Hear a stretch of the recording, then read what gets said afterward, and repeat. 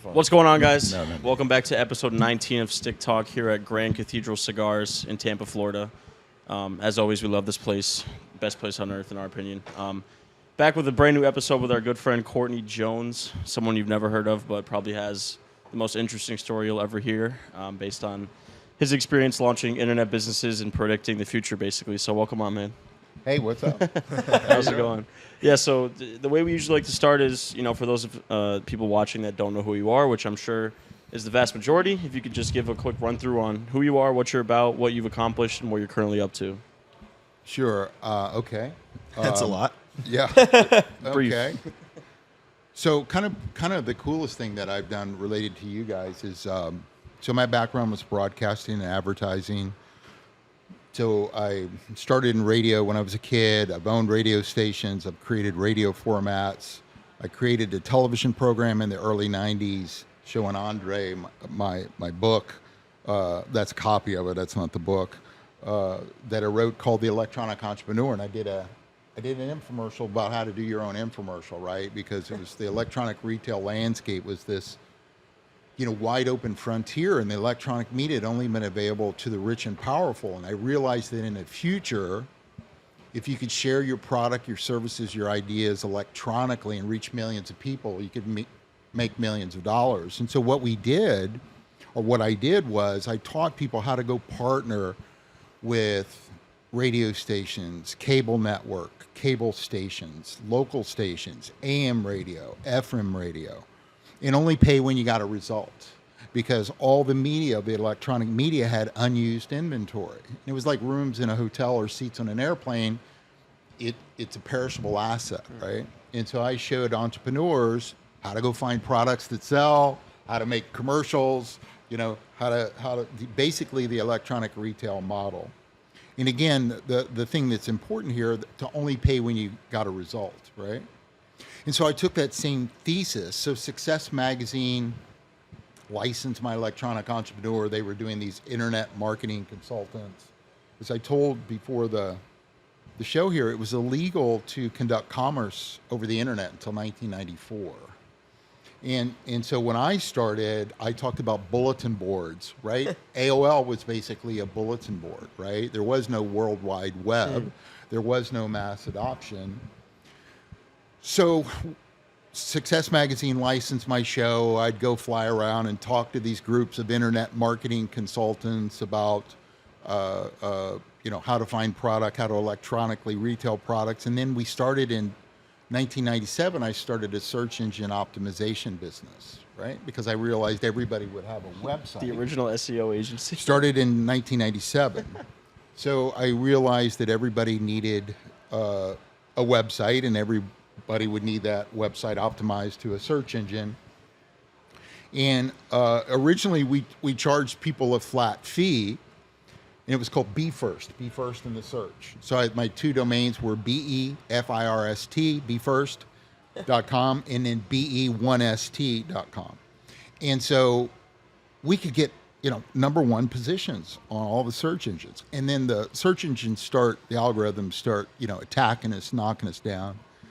And we had everybody's deposits. They're paying us all this money. We said, well, just pay us per click, right? So then I called my partner, Craig, and I go, hey, Craig, how much to build a search engine? So he's $75,000. I go, let's build a search engine. So I'm sitting at my office in Santa Monica one night, and I'm scribbling on the envelope. I'm a songwriter, and I'd write songs on an envelope. And I wrote, find what? And I looked, and it was available, and I called Craig in Florida, and I'm like, dude, I found the name. Go get this name. It's findwhat.com. Go get it. Call me back. And so he gets the name. The next day I'm driving down to PCH. I see this, in my mind's eye, this road sign to the future of how you find what you're looking for. And I call my designer, dude, here's the logo. It's Find What. It's got this yellow road sign that takes you to the future. And a couple hours later, he has the road sign. I'm like, that's it. So we end up doing what's called a reverse merger into a public company. And we reversed into a public company even before we launched the search engine. We launched the search engine September, Labor Day of 1999. at a penny a click. Wall Street thought we were Penny crazy. a click. Penny a click. Wall Street thought we were crazy. Thought nobody would ever pay. You know, you're like, you mean Tampa Toyota is going to pay you 2 cents for a click to their website, and that's your business model? Like, I don't see that. And I'm like, well, not only are you going to pay 2 cents, it's worth $20, $50, $100. Somebody's in Tampa and they're interested in buying a Toyota, you know, today. It's the world's best advertising. And the way I used to describe it to Wall Street was, imagine being anywhere in the phone book, under any listing, only paying when your phone rang, and only paying what it's worth to you for your phone to ring. Wouldn't that be the world's best business? And that's what we pioneered. That's what we invented. And I remember when we started and put the wires together, a little blue cord going to the servers, and it's like going to the rack, and it's like Like the wires of the actual server, you're saying? meaning the blue wire to the rack. That was the search engine that had a CRT cathode ray tube, and we'd see in real time what words people were clicking on and what the price was, and then we'd see what word they would search on next. So we knew in 1999 what word people were searching on, what they searched on next, what IP address, what day of the week. So we started creating relational databases, right? Because we would tell advertisers, if you're bidding on this word, you probably want to bid on this word. You probably want to bid. You had the most valuable data in the world. So I met Sergey Brin. This is a cool story. So anyway, so the coolest thing I ever did. This is before Google, right? Yeah. So the coolest thing I did was start a search engine, grew it to 250 million searches a day. I'm going to tell you how I did that. Only raised $6.5 million. And so we earned our money. We survived the .bomb. The day we went on the NASDAQ was the day that the internet market boom, crashed. Our stock was like 12 to 18 bucks, and we went down to $1, and then we went to 27. So we survived it, and we came out the other side. How quickly did it? It was not for the faint of heart. It wasn't fast enough. But I'll get to that in a minute. So I'm at this search engine strategy seminar in February of 2000, and I'm in my little booth. I got 4 people in my booth. We're a public company. I got a search engine, findwhat.com, and I'm selling search. Highest bidder appears first. Second highest bidder second. Our back end was a backfill called Ink2Me. So Ink2Me was the backfill for all the search engines, Yahoo, Excite. Many people used Ink2Me, including us. But on top of Ink2Me were all these paid search results. People gave us their credit card. Somebody clicked. We debited the account. We built all the tools for advertisers to bid on keywords, to bid on other, well, I'll get to that. I'm getting ahead of myself. But it was crazy what we built. So I'm at Search Engine Strategy Seminar in February of 2000, velvet rope between my booth and this booth, these guys called Google. And it's this little guy, Sergey Brin, and Larry Page, and one other person. They're in these little black suits with neckties, look like waiters. And little guys, not that there's anything wrong with that, arrogant. And so they looked at us like we were prostitutes because we were selling search. And I asked Sergey, I go, so what's a Google? How'd you come up with the name? I mean, for 2 days, we're next to those guys, right? Velvet rope next to the two of us. And, again, they thought we were selling our souls because they were all about PageRank. If you guys know about how PageRank works, PageRank is, Ink2Me had, big rooms of data centers and crawling the internet, and these algorithms would, crawl and index the whole internet. And then Sergey or Larry Page said, hey, we'll rank the sites based on links coming to and from the site must be the most relevant. They called it PageRank. And so that was what they were, right? That was why they were so popular and the clean and what have you. But anyway, so I met those guys. They thought we were prostitutes. We were selling search, and ultimately, what Google did. Google bought. Well, I'll get to how Google got in our business because it's pretty interesting. So the coolest. Because at the time they had no revenue model, right? No, they had no revenue. They got very popular. About a year or two later, so we were in the paid search business for 4 years before they got in our business. And 4 years in the internet time back then, was an eternity, right? Yeah. So, so anyway, probably one of the coolest things I've ever did was create a search engine. And one of the things I used to sit there, I remember one day we were doing 130 million searches a day, over 2 million clicks, and I'd sit there and I'd go, in the time it went for me to go to the restroom, we made like $30,000, right? And I'm just like going, this is crazy. But I remember we're like doing $2,000 a day, then $5,000 a day, then $10,000 a day, then $20,000 a day, then $100,000 a day, $200,000 a day, $300,000 a day, $350,000, and it just on and on and on. And it's the world's best business because we had everybody's credit card on file. We had this, ended up having 425 employees, and we had this one room in the beginning because credit cards were all like manual back then, right? And we're like, you don't go in that room, you don't bother, all this gal did all day was run credit cards, And we're like, don't go in there. What was his name? Stripe? No, it was. Female. So anyway, so what was her name? I was talking about how Google got into the paid search game. No. I was trying to think about this girl's name. So the way that we grew so fast, so we didn't raise a bunch of money from venture capitalists. Google ran out of money. So Google raised $25 million in an unprecedented deal. They raised $12.5 million with Kleiner Perkins and $12.5 with Sequoia. And those two venture capitalists were competitors, so they would never partner on a deal. But Google was so white hot, right? And so one of the things Google did, Google went around and gave everybody stock options. So Google went to Yahoo and gave Yahoo stock options and said,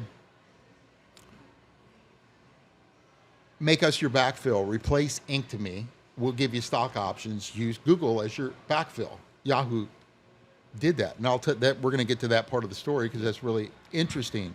So, ultimately, Google goes through the $25 million. Google's got to get profitable. The board brings on Eric Schmidt and this Israeli data scientist.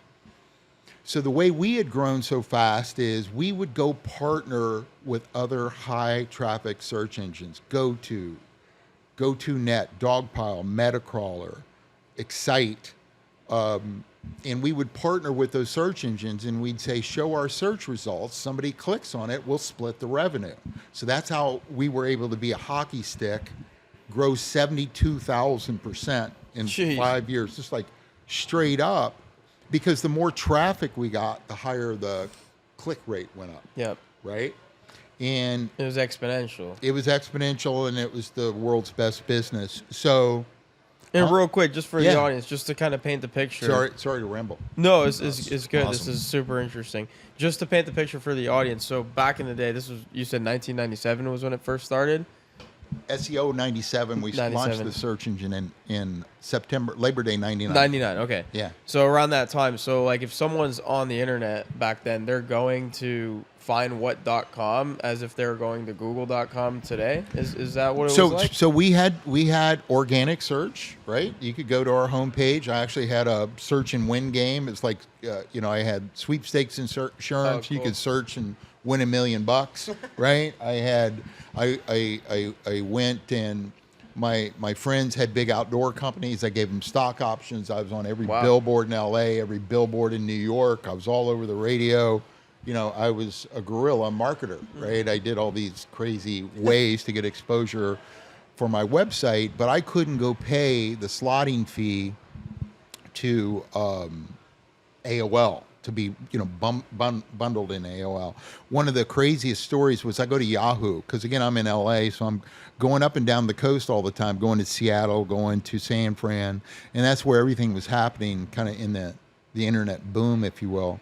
And so no, people didn't go to we had, a couple of grand a day was our organic traffic. Okay. Hundreds of thousands a day we got from our affiliates, right? The crack that we had were these hundreds of thousands of advertisers bidding on keywords. We already had their credit card and the money on file. All we had to do was get the clicks. Wow. Right? So we went and distributed. We had, people that did biz dev, and we had 150 different, affiliates showing our search results. I go to Yahoo and I go, just show our search results on the right side of the page. The revenue, it'll explode. It'll be great. And they're like, no, we can't do that. We're a directory. Search has got to, we're a directory. We can't do that. I go meet with Alta Vista. Just put our search results on your page. The revenue will explode. It'll be great. No, we can't do that. We're, an algorithm. Search has got to be based on algorithms. It can't be based on money. So Yahoo calls us back to come up and see him. Courtney, we're thinking about putting paid search on this right-hand side over here. If you give us $10 million, we'll put your search results right here. And I said, and I was a public company, I go, well, if you give me a letter that if I put your search results right there, you'll if I give you $10 million, you put I'll go raise the $10 million. So Overture, which was originally GoTo and changed its name to Overture paid the $10 million. Yahoo acquired Overture for $1.6 billion. And Overture, we both had patents on paid search. Google was in a patent law so let me get to the part that's kind of cool. This is when Google decided to get in our business. So I go to the board. I'm chairman of the board. And I go, we got to buy up our search partners. We can't have 50% of the revenue. We have to own 100% of the revenue. No, Courtney, that's going to cost too much money. That's going to affect our earnings. We can't do that. No, we've got to make our earnings. We've got to do this. We've got to beat this quarter. This. We can't do that. That's a dumb idea. Right? So you did it. So Google comes in, offers our search partners 70% of the revenue. Our rev shares were 50-50 rev shares. So they come to our search partners, offer them 70% of the revenue. They buy our biggest affiliate, one that I wanted to buy, which is called Oingo. And Oingo became this thing called AdSense. So Google bought our affiliate, bolted on to Google, and that's how Google got in our business. Wow. By buying our biggest. But at the conference, they were like, "You're a paid search guy. You're a prostitute." This is 4 years later. They bought our biggest. Did you ever meet him and say, "Oh, who's a prostitute now?" Like, No. Is this before or after the dot-com bubble?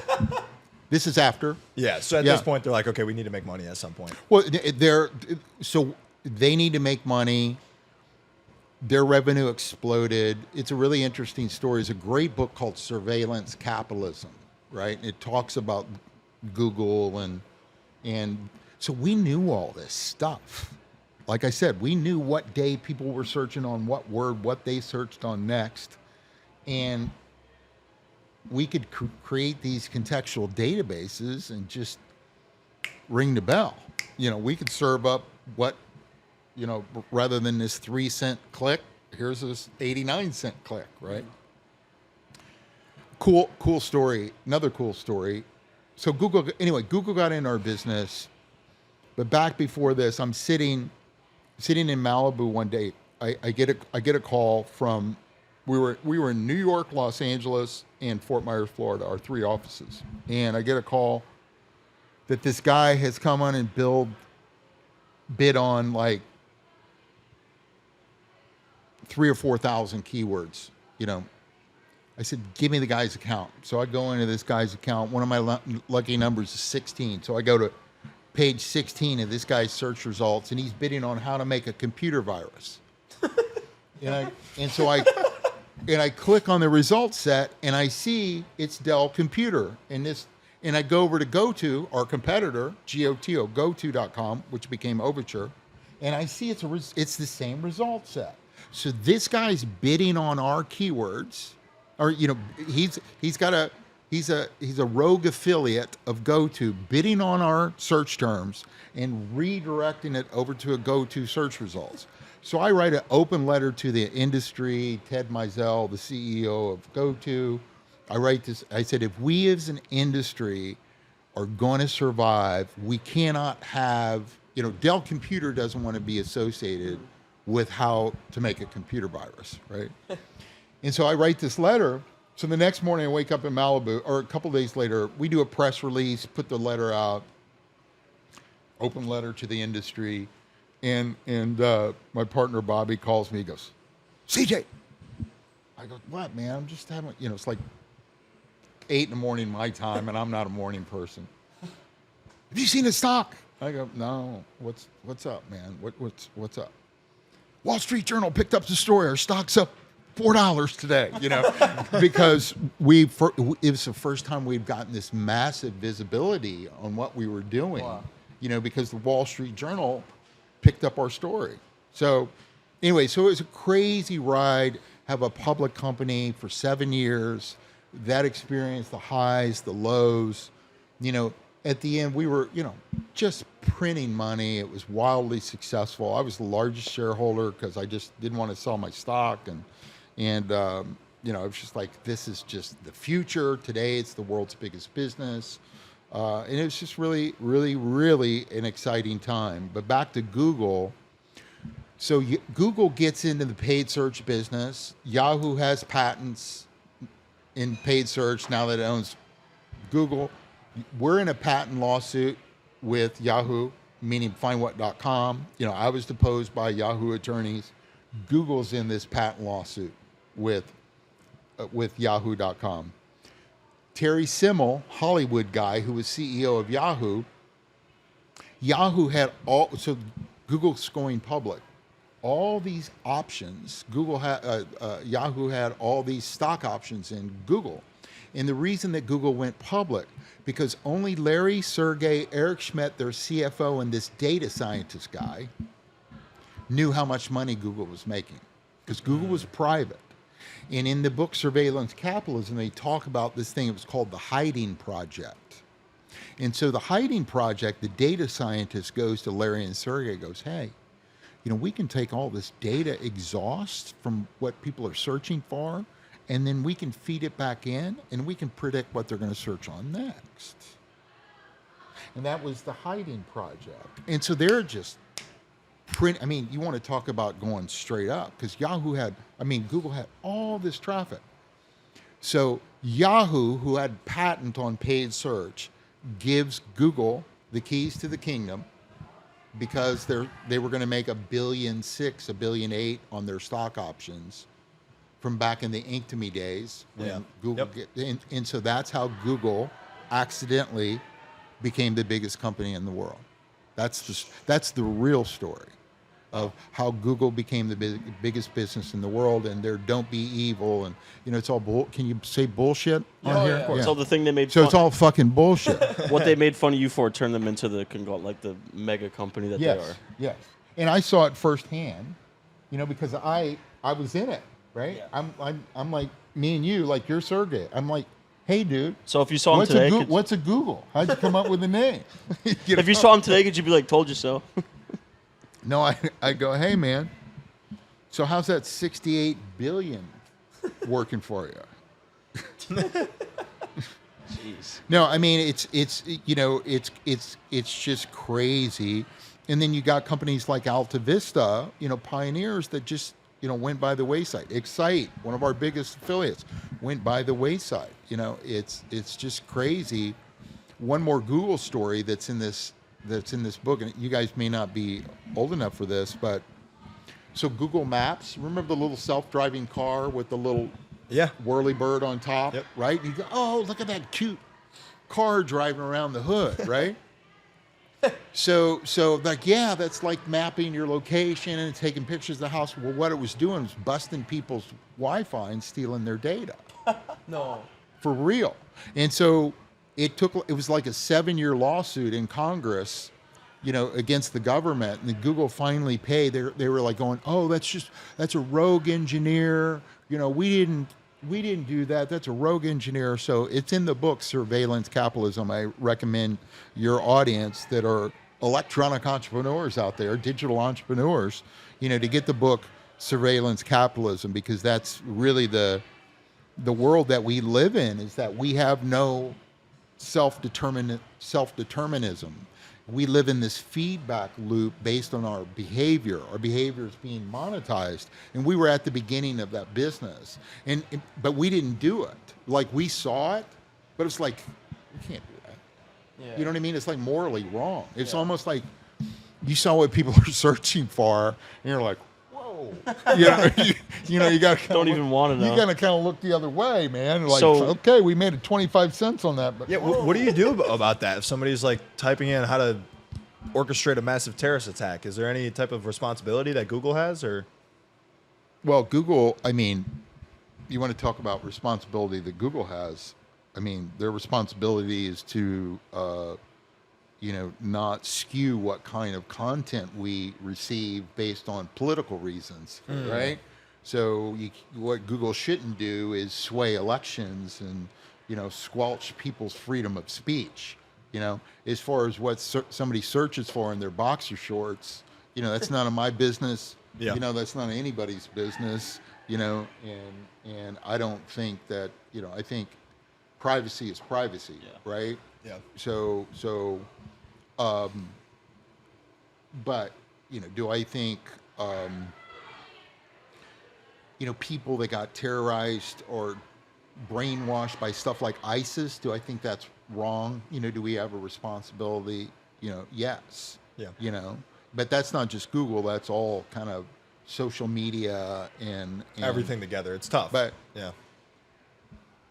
But while we're on that subject, I'm just thrilled, man, that Elon, has. I know you guys love Twitter. Yeah. I love Twitter. I'm, maybe one day I'll start like posting more, because I'm kind of a voyeur. I just kind of watch, right, and just look at everyone. Oh, look at this guy's posting how to do this and how to do that, and I always like DM the person, like DM and like and follow, and I always do it because of this, I'm just interested in. Yeah. That's why Twitter's fascinating, because someone gets someone DMs you like, oh, this Courtney Jones guy's got 10 followers. Yeah. It's like, well, who is this guy?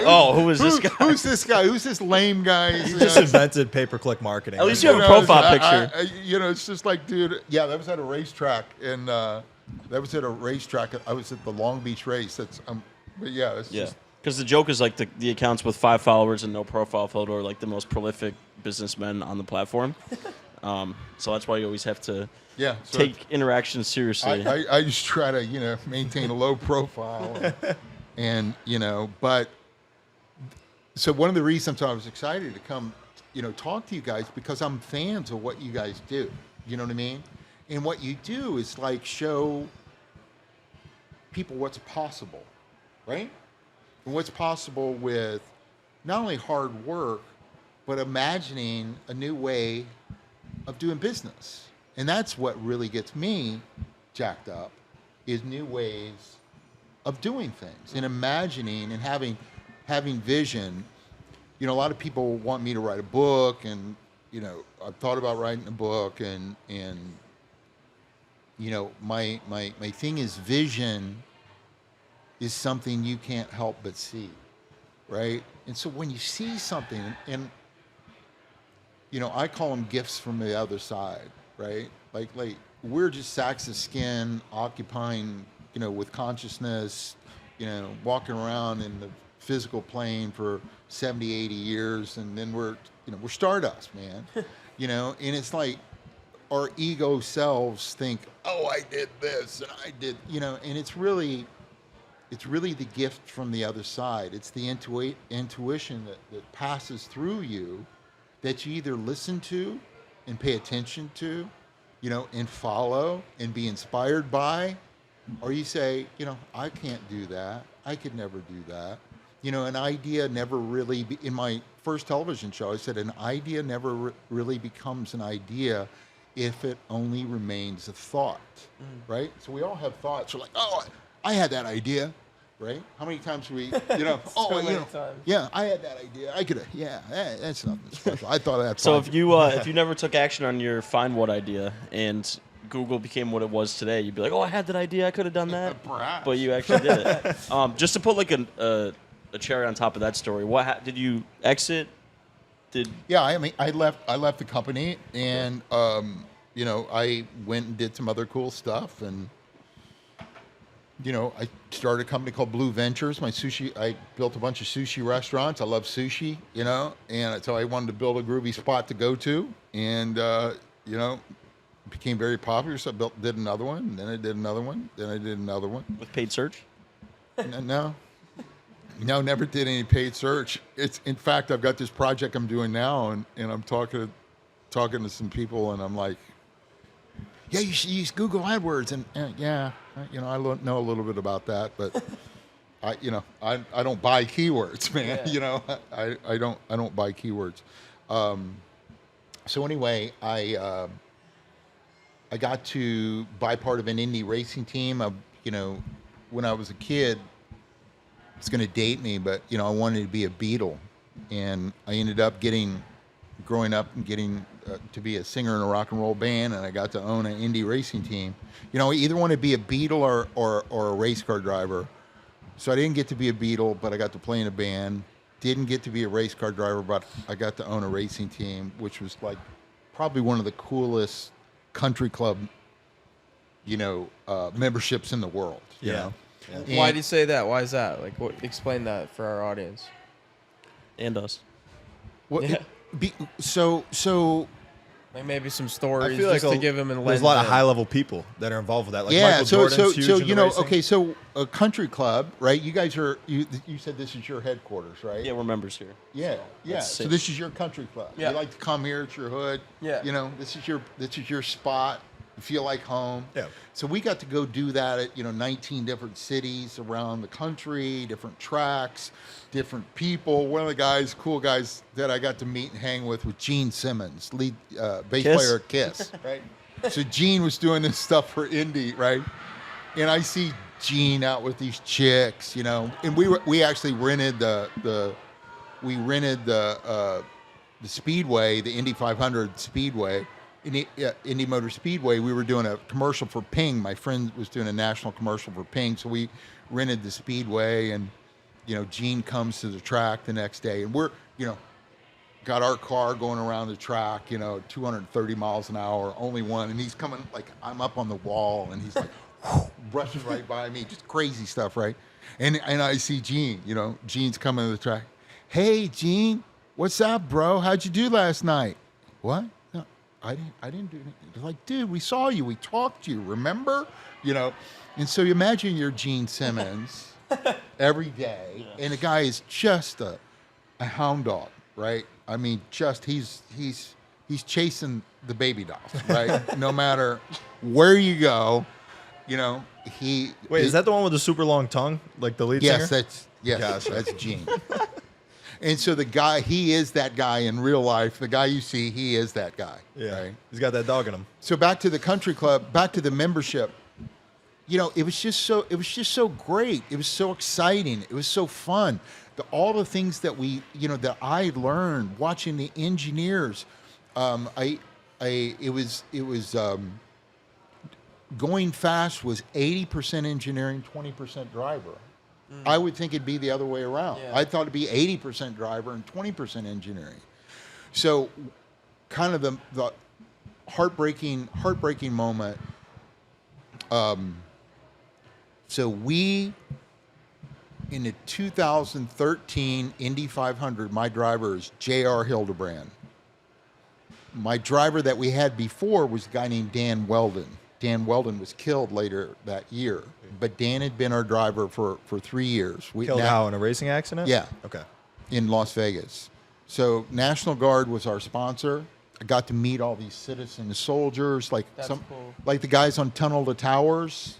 Like one of the guys on Tunnel to Towers, I won't mention his name, but he's an injured soldier Okay. And he's in the commercial where you see Tunnel to Towers. They buy injured soldiers' homes. So one of the gentlemen that's a hero that would come to our track is on those commercials. But so we got to see these heroes amongst us, right?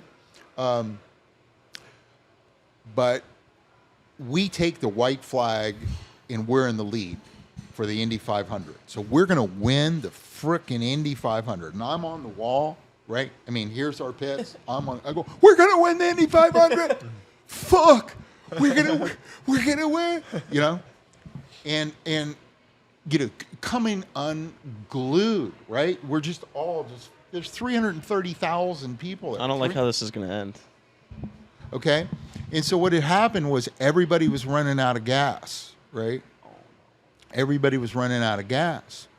And we're in like 6th place, then we're like 4th, then we're like 3rd, then we're like P2, and then we take the white flag and we're in 1st place. So JR driver takes the white flag. Indy's 2.5 miles long, going down the back straightaway. He goes into turn 3. There's a guy running out of gas in front of him. Oof. So rather than let off and just follow the guy into turn 4, he starts to go around the guy and goes directly into the wall in turn 4. He keeps his foot in the floor. He's scrubbing the wall, flooring it towards the finish line. And Dan Weldon, who was like 6 seconds behind him, goes by and wins the Indy 500. So we don't know this is happening, right? So I'm on the pit wall. We take the white flag. Where's the car? Where's the car? Where's the car? And all of a sudden we see all this smoke and all this, you know, sparks and fire.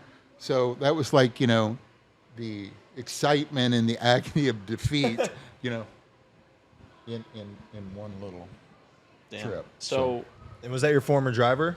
Jared Hildebrand, yeah. So our former driver, Dan Weldon, He's the one who passed won. him. Oh, that hurts. So here's a crazy story. Another one. Dan, I'm in L.A., I'm going to see this movie, Senna, Ayrton Senna, right, who died. And I'm sitting in a movie theater in L.A., and my phone keeps ringing. And I like turn it, you know, I turn my phone off. Like, who's calling me? Don't answer. I'm watching Ayrton Senna. And Ayrton Senna, you know, famous Formula One driver, killed in the race car, right? And I'm watching that movie, and I come out, and I look, who would call me? Dan Weldon, right? I call, Dan, what's up? Courtney, I'm at Blue in, Fort Myers. What's up, mate? What's up, bro? You know, you coming to Las Vegas, dude? And I'm like, dude, I'm in LA. You coming to Vegas? I go, yeah, man, I'll see you there in a couple of weeks. He died in Las Vegas, at the track. And so we were on the grid, JR got in the car and I was walking back to Dan's car. Dan was way in the back. And the start your engines call came as I was walking back, and they cleared us off the track, and I didn't get to go say, hey, man. And like 10 laps later, he was dead. Jeez. So one of the things my partner, John Barnes, said, when I first got involved in the race, he goes, dude, don't be friends with the drivers. Yeah. I go, why? He goes, dangerous. IndyCar are the ones with like they don't look like regular Toyotas, right? No. The NASCAR ones, the ones that, yeah. okay, yeah. Yeah. So in open wheel. Think of right. So as like a traditional sports fan analogy, that's like the racing version of owning like the Tampa Bay Bucks. You owned like a racing team. Yeah, right? I did. Yeah. That's awesome. I mean, to me, it was pretty freaking cool. Yeah, that's sweet. That's It's one of those things you check off like, whoa, I got to do that. Okay, wow. So I think one of the things about my life that's just crazy is like getting, having all these different lives. Being in a plane crash and walking away from a plane crash, and by the grace of God, being alive and yeah. Walk us through that, because you were also the pilot, right? Yeah. You want to see a picture? Yeah. Did I post it? Yes. So how did you find? You saw He that? was. I I was saw driving back. Christian sent us a tweet about We were it. doing our research, scrolling through. I was like, Twitter. I want to do some research. He just sends me that tweet. I'm like, all right. Like, this is a start. Well, You're driving back. Somebody's like, "What's the craziest thing that ever happened?" or something, and I'm like, I responded, right? Well, I was walked away from a plane crash, and not many people get to do that, Not the kind of crash I was in. So, so what happened was I was flying up for qualifying. I was flying up from Fort Myers, Florida, and so I was coming in for a landing. Main gear goes down, nose gear comes, chirps one time, meaning you've heard planes when you're like go, "Burp," right? And I had a Mooney. What kind of plane is this? Mooney 201. Okay. It's kind of a Porsche in the sky. Okay. So I'm at 100 miles an hour headed right towards the ocean because it did a 90-degree snap turn to the left. I'm landing at St. Pete at Albert Whitted Airport. It's on the water. And I'm going directly towards the ocean, and I got 64 gallons of fuel in my wing. There's a concrete seawall, and this little piece of landing gear, wow, saves me. The tower goes 201 Zulu Zulu. Are you okay? And I go, I'm going in. So I literally flew to like the edge of existence. So here's the seawall. So if I hit that seawall, I explode. If that doesn't catch, that tire doesn't catch, the landing gear doesn't catch, I go into the ocean upside down. Oh my God. So, I'm like for sure saying to myself, this is it, and the tower's like 201 Zulu Zulu, are you okay? And I go, I'm going in. And the craziest result of that was that, like, only way to describe it is like my soul kind of started untethering from, my body. I was like calm as a cucumber. I'm just kind of watching everything happen. I'm like, I'm going in, and I'm like, this is it. And then, I'm motherfucker, but that makes you almost have like survivor's guilt. Like, what am I here for? What am I supposed to be doing? And, Yeah, you feel like you're there for a reason, right? yeah. And I have a 9-year-old little girl, At the time or No, now? today I do. Was she? No, she wasn't born. She wasn't born She yet. was born about a year and a half later. So Wow. we were walking down in St. Pete on the pier, the pier down there. And it's the first time I'd seen the end of the runway since that day. I'd been on the new pier. That pier wasn't. Yeah. And I'm like, Juliet, stop. And I got this glorious picture of like her in the foreground with that runway in the background. And it's like, Wow. but for this day, she wouldn't be here.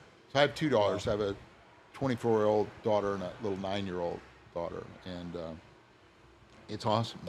That's the coolest thing I ever got to be as a dad.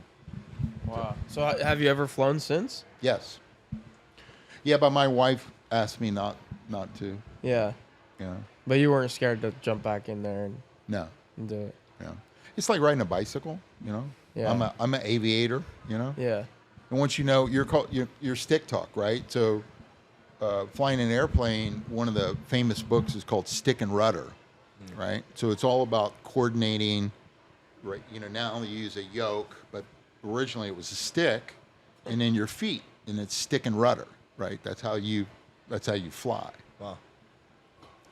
Super interesting. Yeah, we were driving back, and Andre showed me that picture, and I was like, all right, I gotta look at the road. Oh, the picture from the After seeing that, yeah, of the crash, dude, it's nuts. it's insane. Like, I mean, it's literally like- hung on by a thread. It's We'll also like post How this on fast were Twitter. you were coming in, like 100 miles an hour? yeah. And So my plane's a 201, so it would go, I'd cruise at about 185 miles an hour. And the hardest thing is to slow those things down, when you're coming in. And there's an art to landing them. You really had to learn how to land those airplanes. It's what's called a complex airplane because it's got a retractable landing gear and it's a slick airplane. Slick meaning it's moving through the air without a lot of resistance. Not slick like it's slick. You know, slick meaning it's slick. It's hard to slow it down. And there was an art to landing the airplane, and I was good at it. You know, I'd had it for 10 years. I knew how to land that airplane. It was fun landing that airplane. And so it's just an ordinary day, you know, landing the airplane, flying in, you know, tower goes 201 Zulu Zulu, you know, clear to land, runway 27, you know, 21 Zulu Zulu, clear to land, runway 27, you know. You know, and you're talking on the radio and it's fun, right? Yeah. It's, you know, part of the snap, crackle, pop of flying, right? And the thing, thing goes sideways and you're like, what? And you're heading towards the ocean and you're like, oh, this is how it ends, you know? And then it didn't, you know?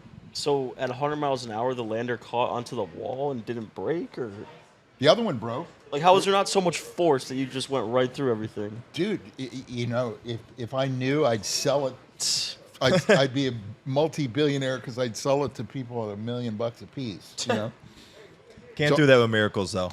Yeah, I mean, it's so the other another miracle part is, so I'm talking to my wife, like I'm trying to call her, get her on the phone. As you're going down, or what? No. This is Okay, okay. after I get out gonna of the say. airplane. I got helicopters on me. I got people running at me. I got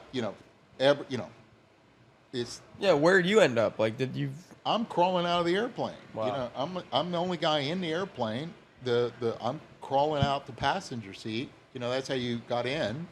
And I'm crawling up the rocks, and I'm going, motherfucker, son of, you know. And you're just startled, man. You were like stunned. You're like, for sure, you're stunned. You know, you're just like, wow, you know, I'm here. You know, it's just a trip. So I'm literally trying to get a hold of my wife, and she would call it whenever I flew. The time when I would take off to the time I would land, and text her or call her, let her know she would say she's in the window. So the time that she's in the window is the time that I go, I'm taking off. Hey, baby, I just landed, you know, at wherever I flew to. And flying is so cool, man, especially for entrepreneurs. It's like a magic carpet, dude. Yeah. You can I'll be in Orlando, and I'm going to fly to there, and I'm going to fly to there, and I'll fly to the Masters, and I'm going to fly here, and I'll fly to the Hilton Head, fly here, fly there. Go back. Fly to the back. I had a 54 Pershing, you know, yacht, right? And I had it over in Bahamas, and I'd go fly my airplane over the Bahamas, and you know, it's, you know, life was cool. Yeah. You know what I mean? Yeah. And so I'm trying to get a hold of her, and she answers the phone. And I go, "Hey, baby, I'm okay. Well, listen, I was in a plane crash. What? I go, well, I'm okay. Everything's cool. Hey, listen, the FAA's here. I got to call you back, but I'll call you back. Everything's good, baby. Get in the car. Get up here." And just as I'm talking to her, like 6 dolphins, like almost like SeaWorld. I'd never seen it before. I lived in Florida forever, right? Like these 6 dolphins, like jump out of the water like angels, right? I go, oh my God, these dolphins just jumped right in front of me. It's incredible. So it was something, you know, happened that day that God, the creator, whatever, destiny, you know, said, hey, man, it ain't the time to go. And that was it. But that was crazy. Wow. And That's then where good. do you go from there? So obviously you had a lot of success with that first company, which was a crazy story in itself. And so I'm just wondering and interested in, like, the other thing too is cool is like this binder. You almost like predicted the future, right? In a sense. Well, I mean, it kind of did. You know, this binder, and I can show you, like I said, it's in storage. My kit, which was audio cassettes, video cassettes, you know, I had every radio station, television station. So when somebody bought the kit, it was $179. You know, you got this 4,000 page thing, or wait, not 4,000, made 400 pages of 13,000 radio stations, every cable network, every radio, TV station. You know, my book, which told step by step, here's how to do this. I recorded, 16 hours of audio cassettes. Here's how to do it step by step. Did the videos. The original online course. The original online course, and I was talking to Logan, and I go, Logan, I see all these people that they say they're an expert, and they say they're. I go, dude, I really, because one of my friends, he goes, Courtney, you should. This is really good. You should do like that was then, this is now, right? But I see all these experts, of, oh, I've done this and I've done this. I'm like, okay, yeah, that's cool. But I'm inspired by what everybody's doing.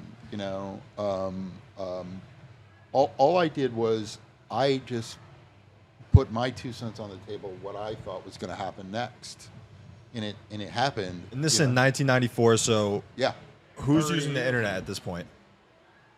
Well, not really anybody, because the World Wide Web, that's before AOL is a BBS. So I showed people how to do their own BBS. Wow. So in that book right there, here's how to do your own bulletin board service. And that was the version of the internet, right? But you got to understand, man, it was like, I remember in 94, 95, people go, yeah, you want a website? Want a website? The World Wide Web, and it was Netscape that really made everything possible, right? I can remember literally the first time I went and bought a product from Amazon, bought a book, and put my credit card, on the internet, in what's fun exercise that for your audience to do, you guys ought to go look at the original Amazon site. Go look at their original site. Go look at the original Facebook site.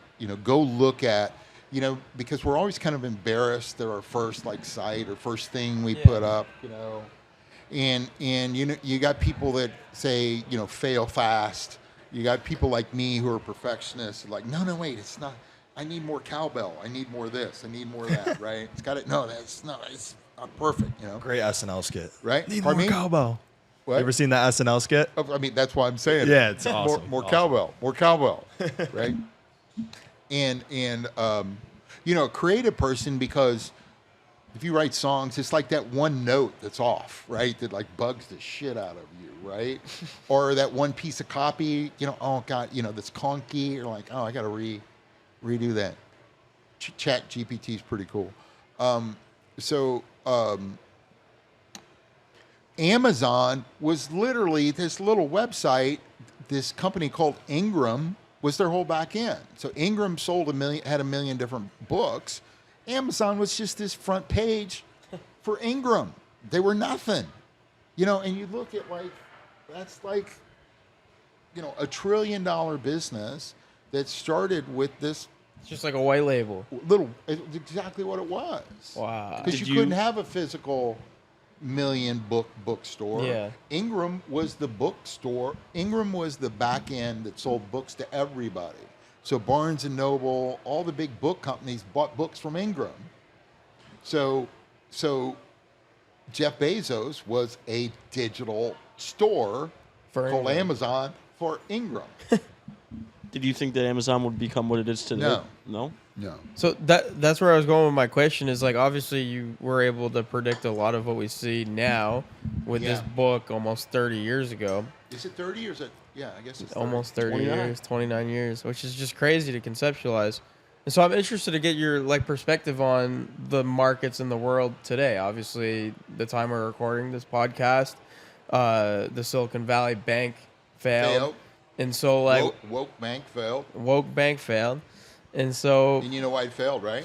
So I want to get your perspective on that. Why do you think it failed? How do you think that affects? It failed because it bought bonds. Yep.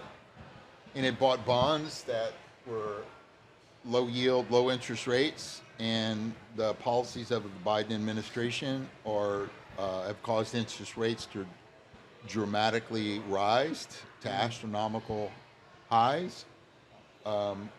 And so that caused this, I'll call it a woke bank. You know, I think a lot of horrible things are going on in the country, you know, because of misguided policy. Feels like it's a race to the bottom to me. And I think, thank God, Elon, you know, bought Twitter. You know, so other voices can at least, you know, come. I mean, we live in a dual nature universe, in a world of duality. And so what is a world of duality? You have to know day to understand night.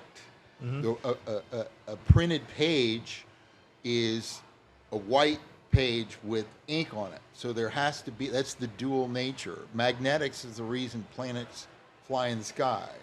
There's a positive, there's a negative. There's a man, there's a woman. To know love, you have to understand non-love. So we live in this dual nature universe. So anytime that you're trying to cram down the other side, you know, you can't have a coin with heads on both sides. You just can't. And so you can't cram down opposing point of view. You know, so why did the bank fail? The bank failed because it bought what it thought made a good financial decision, but it also became very progressive in its thoughts and its activity, and it turned out biting them in the butt. Yeah. I tweeted about that today in one of my little tweets that I do every once in a while. And I never post a tweet. I don't even think I know how to post a tweet. I only know how to like respond. Okay. You know, so then I'll go and like, so maybe one of you guys sometime we'll go to lunch. We could show you. We'll get It's some pretty sushi. straightforward. We'll go get some sushi. We should go get some sushi sometime. Where's the best sushi spot in Tampa? I mean, it really depends. There really isn't one. I make great sushi. I can make killer spicy tuna hand rolls. What I used to do wherever I was in the world, I would always get a spicy tuna hand roll. That was my litmus test, spicy tuna hand roll, because that told me everything about the restaurant, like the fish, the rice, the seaweed they use, the chef. The spicy tuna hand roll is the litmus test for a sushi bar. So I'd be in a cab in New York, pull over. You know, I'd run in. I'd tell my girlfriend, my wife now at the time, it's like, wait, baby. I'd run in, get a spicy tuna hand roll. Okay, you know, because I wanted to. I mean, I was curious, right? Because I was doing a sushi joint, and I wanted to, have the best spicy tuna hand rolls. So I make great poke bowls and great spicy tuna hand rolls. So I can't tell you where the best sushi is in Tampa. All good. Sidetracked though. We were talking about posting tweets. Yeah, so tweets. Yeah, so I posted a tweet today. Let's see what I said to answer that question. Yeah. So how many in your audience and how many of you guys use Twitter or tweet when you're on the bowl, when you're on the porch? That's what I do. I check Twitter. That's it. Yeah, so I think I bought the domain Twitter on the shitter because I like to buy domains. Okay, I got like a gazillion domains. And I never do it, you know. And I've got insane domains. Like, what would you say? Top 3, top 5 What domains that I own? Man, I mean, I could tell you this one I got.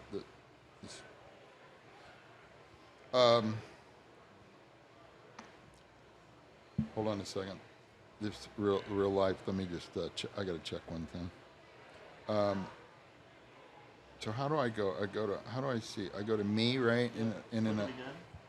Go to my profile, tweets and replies, right? Mm-hmm. Okay. So Bloomberg, Peter Thiel's Founders Fund had no money with Silicon Valley Bank as of Thursday morning as the bank descended into chaos. Right? Then it says, Thiel's Founders Fund withdrew millions from Silicon Valley Bank. Right? trying to A day paint before the a crash. bad picture of Peter And I go, Thiel. good for him. The bank bought bonds. The ridiculous Biden policies made interest rates skyrocket, and the woke bank failed. And Peter Thiel took his money out of the bank. Looks like somebody fucked up, and it wasn't Peter Thiel. Wake up. Right? Pretty spot That's a great on. point. And you're somewhat of a internet Nostradamus. You've had a lot of crazy predictions I've never that heard went that. the right way. That's kind of cool. You can feel free to borrow that and That's just okay. make that the new Twitter brand. But Should we get that domain? I guess, obviously Biden policies, interest rates going up affected this and was somewhat of a catalyst. They also probably had pretty poor risk management at that bank and were probably overexposed to just the venture startup market in general. I guess, do you think this is the start of something bigger and there's going to be run on other banks because of these interest rate hikes? Or do you think the government will nip it in the bud and basically bail them out and this won't be a huge trend? Great question. So I think the government will have to bail them out. Yeah. Right? I think that Silicon Valley has been largely behind progressive policy, right? And so I believe they're going to have to. I mean, I'm not sitting gloating because I've lost tens of millions of dollars in economic crashes. Like I was a big investor in real estate and I was the lead investor in building 1,300 homes in 2008 when the market crashed. Wow. And I got swallowed a big, I won't say how many millions, but a big pill. And it wasn't a nice day. And it wasn't, I sued the general partner for securities fraud, but never got anything, right? And so it's unfortunate. And I feel for people that lose, either in crypto markets, when there's a bad actor, right? And, so I'm not gloating, at all. I feel for people that were duped or misguided. And I think that's really happening in our society. Like, people are duped and misguided for this horrible policy. In broadcasting, there's this thing called frequency. Frequency is energy. So the more times you hear something, the more energy it has, right? Yeah. You see a commercial over and over. You see, a talking point over and over and over again. Oh, January, and I won't, Oh, we could go Oh, wherever someone we should want with meet. this. oh, January 6th. We have someone you should meet. And, Yeah. And so people believe, and people don't go below the surface. They're just looking at look at this sound bite, right? And people live in this world of sound bites. Well, I'm a dude that goes all the way down the rat hole to see what the fuck is up. And that's what I would tell your audience. Go down the rat hole. Know it. Know what you do. Know the deal in 360 degrees. Why somebody's looking this way, the opportunity's that way, right? My search engine. You said, well, how did you get all these search results? Well, we realized the .bomb happened. We couldn't go compete, but the goal that we had were all these people that would pay to be found. Wait, let's go distribute this to all these high traffic search engines. Boom, what happens? We're the first internet company in the world, publicly traded on the NASDAQ, to ever make a profit in history of mankind. Wow. My company was the first in the world, first publicly traded internet company to ever make a profit, okay? With that strategy. So while everybody's looking one way, look the other way, right? You guys are cold email. And we all think it's isn't that the junk in your, inbox, right? If you're doing it wrong, yeah. But obviously you guys got a method, a way, and I'd love to talk to you about, and if you want to talk about the domain that I have, Yeah. which is nuts. And it's really, you want to hear a crazy story. Another one. So the domain I have. Data.com. Pardon me? It's probably like data.com or No. It's more patriotic than that. So, you guys crypto guys? You like crypto? Yeah. So I had a PhD from Stanford, forked the Litecoin in 2014. I had this idea for a platform, and the more you contributed and participated in so the platform had an imaginary stock exchange, and the more you would contribute to the platform, the more imaginary stock you would get. Okay, and I wrote about this in 2012. What I do is I write these ideas to myself. You know, so I'll write like a whole thesis to myself, right? Oh, I have this idea, and I gotta write it down because I'll forget it, you know? And so I write this idea for the system, this platform. You know, if you invited your friends, you got imaginary stock, you know, you participated, you did this, you liked, you did this, you participated in polls, this. So the more you contributed to the system, more imaginary stock you got. It had an imaginary stock exchange. When you left the platform, the imaginary stock, you could sell your stock and it had a real world value. A year later, I discovered crypto. And I go, that's my imaginary stock. So I was sitting at dinner with a guy named Hulk Hogan, okay? And we're in this private room and we're talking about this other business idea. And I'm with my buddy Jason Hervey. Jason was on the Wonder Years, and he's the older brother on the Wonder Years, and he was producing all this wrestling stuff. And so I'm sitting with Jason and Hulk. We're talking about this idea, and Hulk's like, "Oh my God, it'd be like we're saving America." And Jason's like, "You should buy that domain."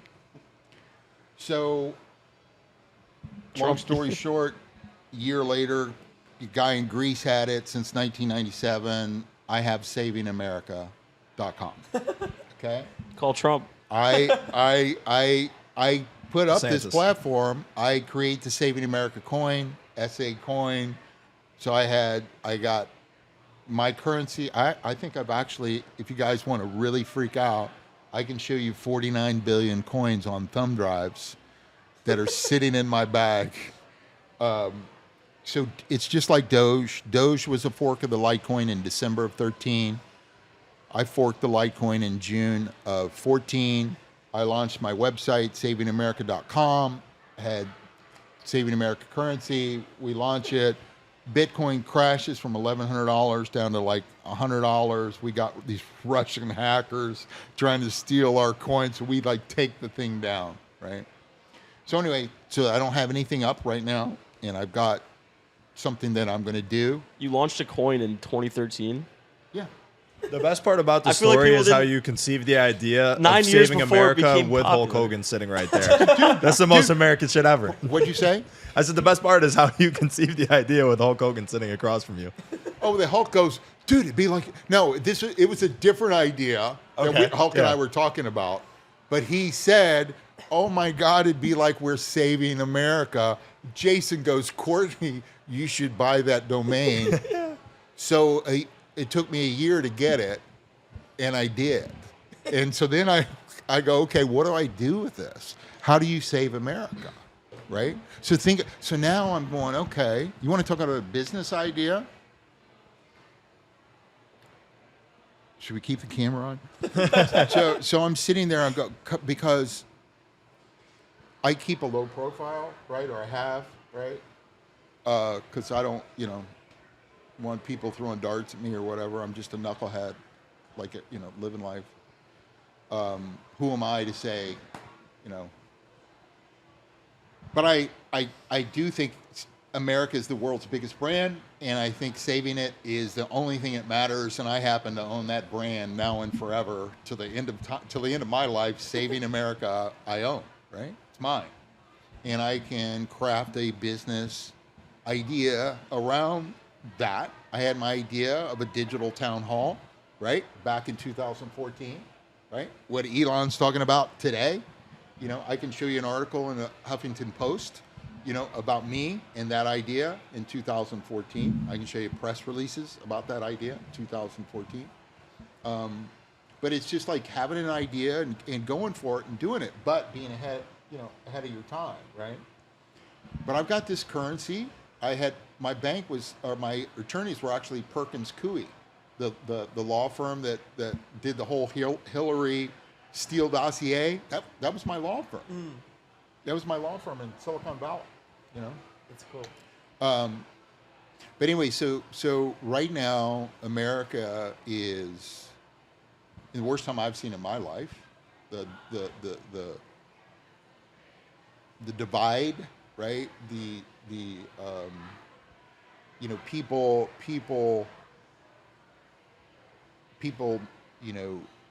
hating each other because they voted for one political candidate, or another, and so something has to happen for people to come together. I believe America's going off a cliff. Obviously, we've seen this administration with 2 years to be able to try the crazy shit they're doing, and how's it working out for us? Doesn't seem like it's working very well. So I'm trying to figure out, or I'm not trying to figure out, I'm just thinking about, there's going to be $16 billion spent on this election between now and 2014. 16 billion on the presidential 16 billion election? the 24 election. Okay. So I'm going, okay. How can you get a piece of that? I know got a container, I could put half of them in. Right? And I know I got a currency I could reward people with, and I know that basically politicians want to know what issues matter, participate in these polls. So all the circulation of this coin is on your hard drive. Like, could it be circulated more? Like, Dogecoin supply is... Hold on. Right. You guys want to... Let them cook, bro. Should we... So I got to put this down, so turn my mic.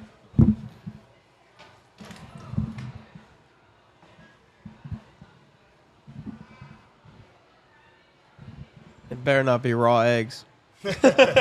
We had someone come on here last time and he gave us raw eggs and we had to eat them on the podcast.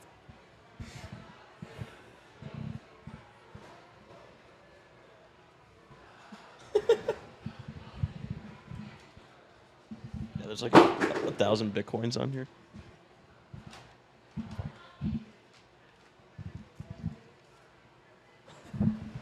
So, again, I have Stanford PhD, fork the Litecoin.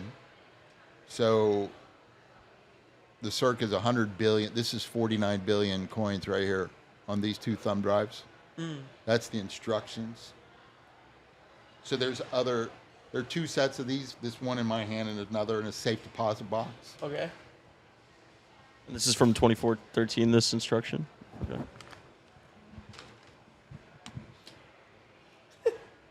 So you'll flip when you read that. Can we read it for the audience, or we want Sure, to keep this? go Yeah, ahead. read it. Well, what? Yeah. Okay.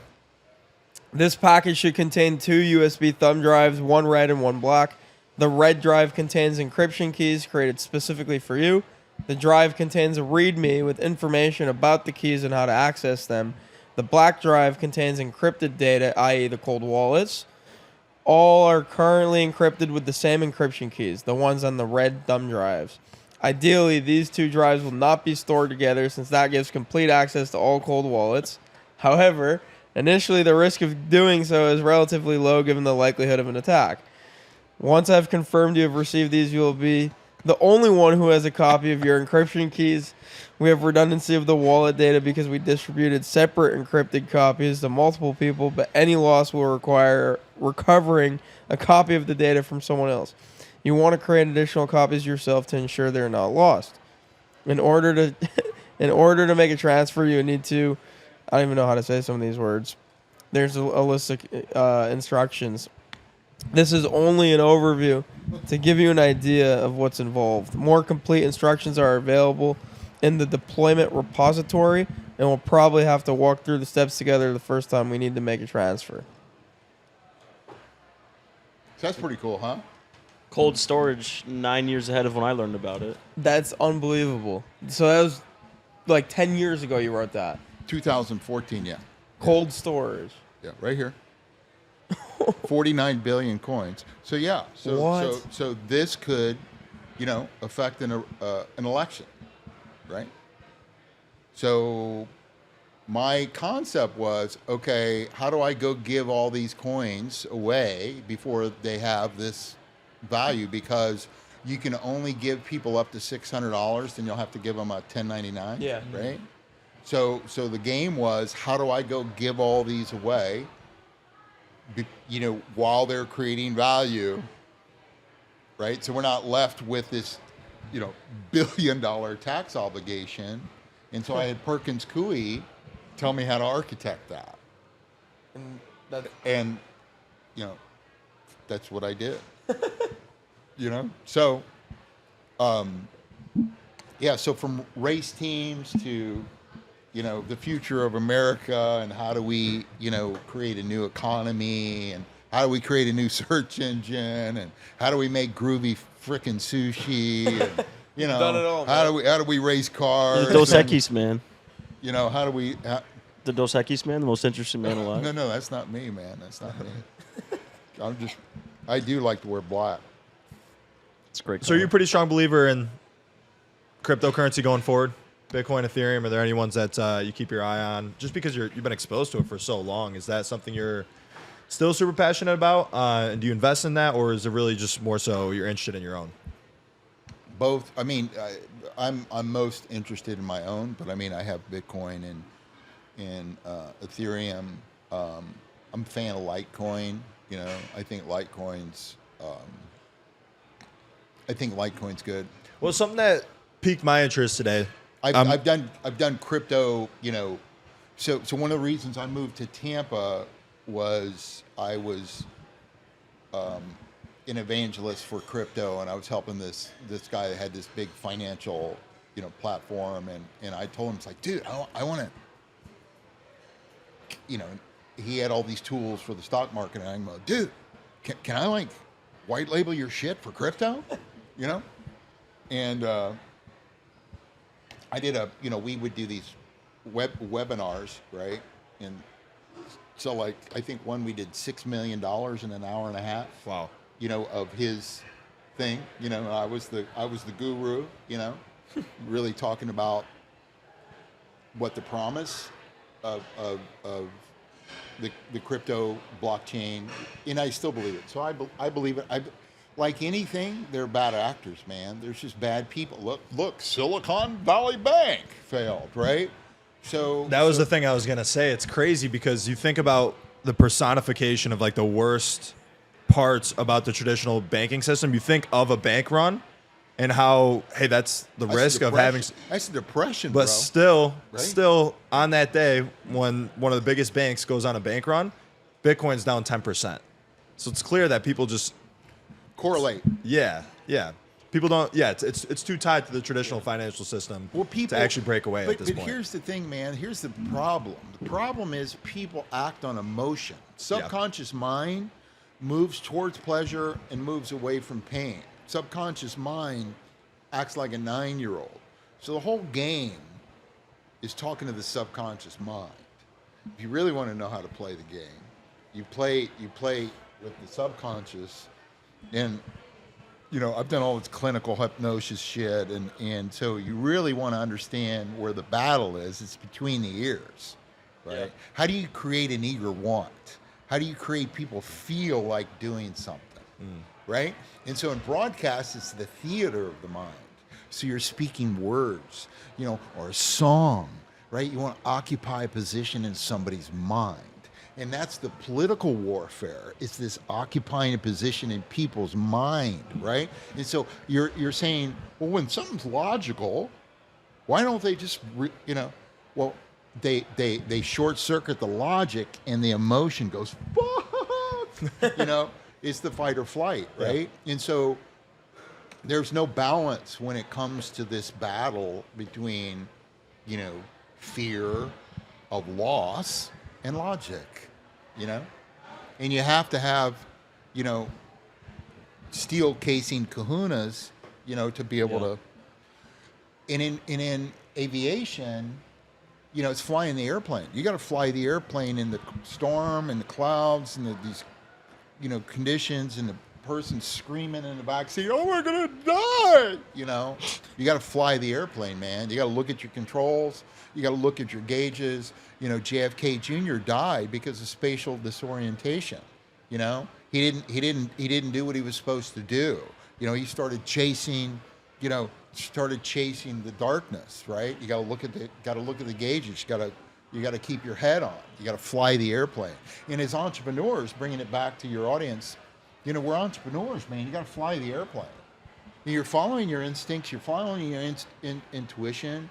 But you're looking at the gauges. You're flying your airplane, you know, because the only thing you can do is land. If you don't land, you don't exist, you know? And so many people crash their airplane because they, mine crashed because of a mechanical failure, you know? And somehow I was able to wrangle it, you know, just to stick on a seawall. But, you know, we're like leaves on the tree, bathed by the folly of the wind.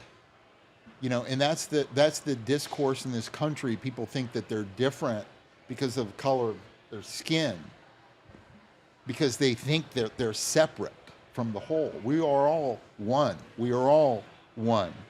We all are stardust, right? And so I was over in India, and I'm looking at this tree, and I'm going, imagine the life of a leaf, bathed by the folly of the wind. They look upward, they're downward. All they see are leaves. I'm a leaf, you're a leaf. Until they're veiled to the inner life below the surface and the roots beneath the tree. They go up to give the tree the inner life, to give the leaf life, until it falls from the tree and goes in the earth to go back and be a tree again. And it was a tree the whole time. And so people believe they're separate, but they're not. We're all one. And so when people attack each other for their political beliefs, to me, it's the height of ignorance. It's the height of folly, you know? And it's like, why do we take each other down? You know, why do we believe we're separate? We're really, you know, one. So That's interesting. What were you out in India for? Pilgrimages. Very cool.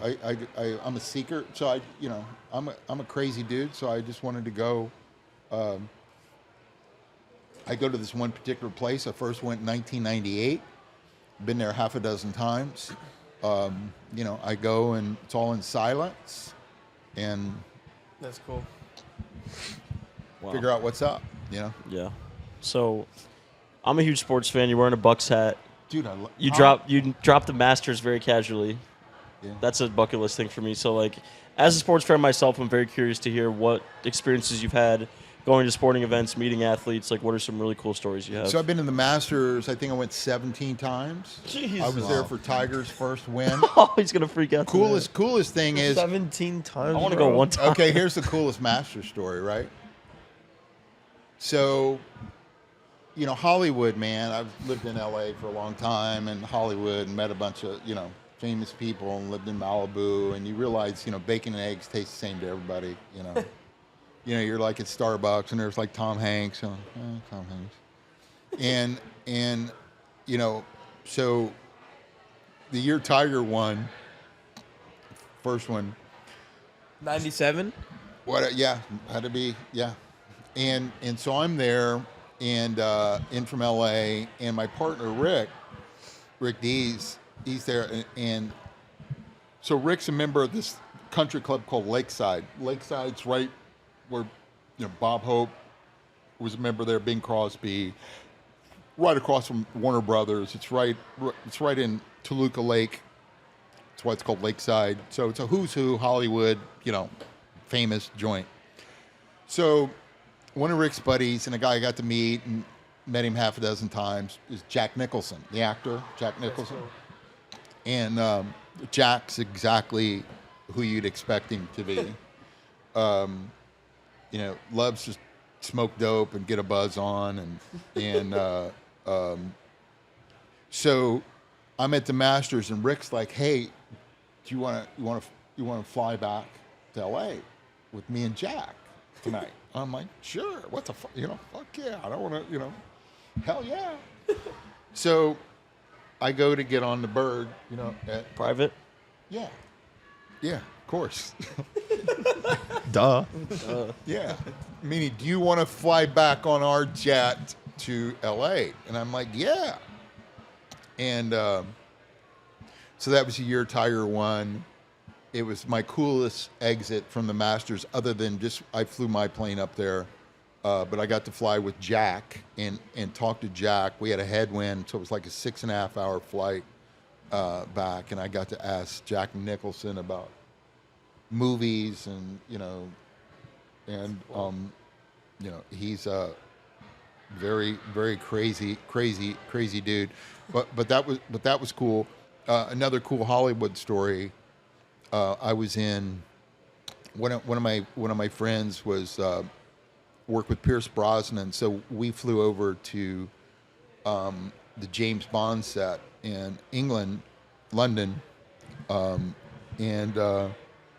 I'd gone to Amsterdam like the day before, and Pierce Brosnan was the James Bond character, and Pierce likes to smoke good weed, and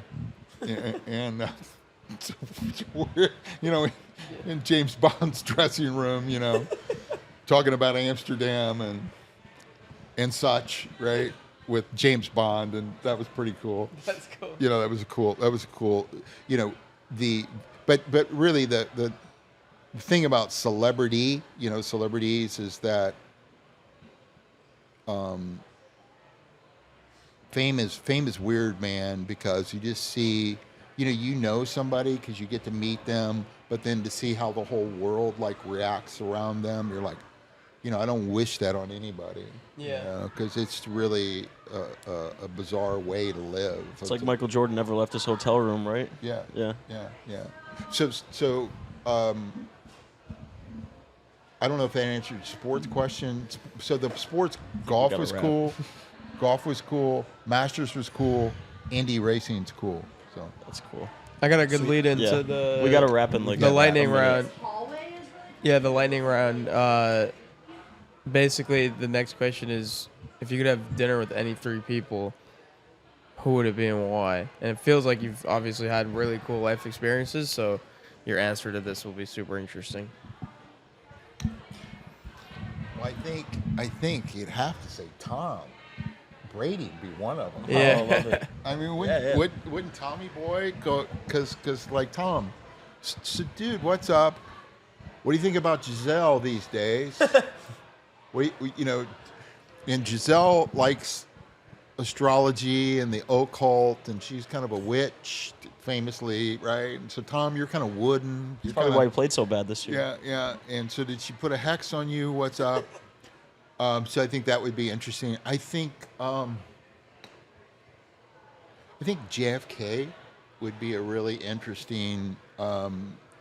His story is it's extraordinary. It's extraordinary that the government literally killed a president. I'm actually, I like to listen to books. I'm listening to a book right now about JFK. It's a 24-hour long book. Wow. And it's about Lyndon Johnson and the association of Kennedy's demise. But I think Kennedy was fascinating. Kennedy's story was fascinating.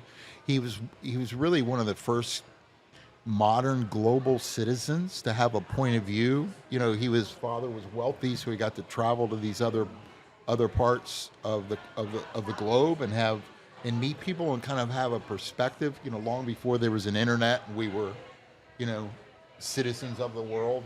Through this magic thing in our pocket. And then the other person I think would be.